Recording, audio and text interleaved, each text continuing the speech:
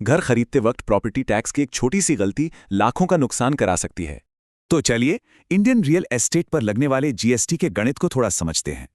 देखिए, under construction और ready to move घर का चुनाव सिर्फ टाइमिंग का नहीं, ये एक बड़ा टैक्स का फैसला भी है। तो सवाल ये है कि सपनों के घर पर जीएसटी रेट कितना लगता है। दरें काफी अलग हैं। अगर घर रेडी टू मूव इन है, मतलब कंप्लीशन सर्टिफिकेट मिल चुका है, तो जीएसटी है 0। लेकिन ज्यादातर जो नए अंडर कंस्ट्रक्शन फ्लैट्स हैं उन पर लगता है 5%। ये सबसे कॉमन रेट है। पर अगर प्रॉपर्टी अफोर्डेबल हाउसिंग में आती है तो जीएसटी रेट सीधा गिर के सिर्फ 1% हो जाता है। मतलब साफ है, प्रॉपर्टी का स्टेटस और टाइप क्या है, इसी से टैक्स तय होता है। लेकिन ये अफोर्डेबल घर होता कौन सा है जिसे ये छूट मिलती है?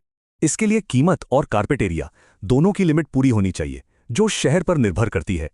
और एक जरूरी नियम, 5% जीएसटी पर खरीदार इनपुट टैक्स क्रेडिट क्लेम नहीं कर सकते। तो असल में ये हिसाब किताब कैसा दिखता है? चलिए एक रियल एग्जाम्पल देखते हैं। ये फ्लैट अफोर्डेबल हाउसिंग की कीमत से ज्यादा है तो इस पर 5% जीएसटी लगेगा।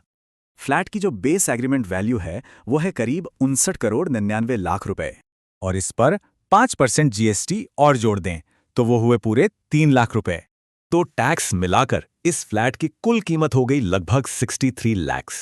एक बात और, जीएसटी हर पेमेंट के साथ लगता है, स्टैम्प ड्यूटी या रजिस्ट्रेशन पर नहीं। तो अब आता है सबसे बड़ा सवाल, अंडर कंस्ट्रक्शन या रेडी टू मूव, कौन सा बेहतर है? अक्सर अंडर कंस्ट्रक्शन घर की कीमत रेडी घर के मुकाबले 10 से 20% कम होती है।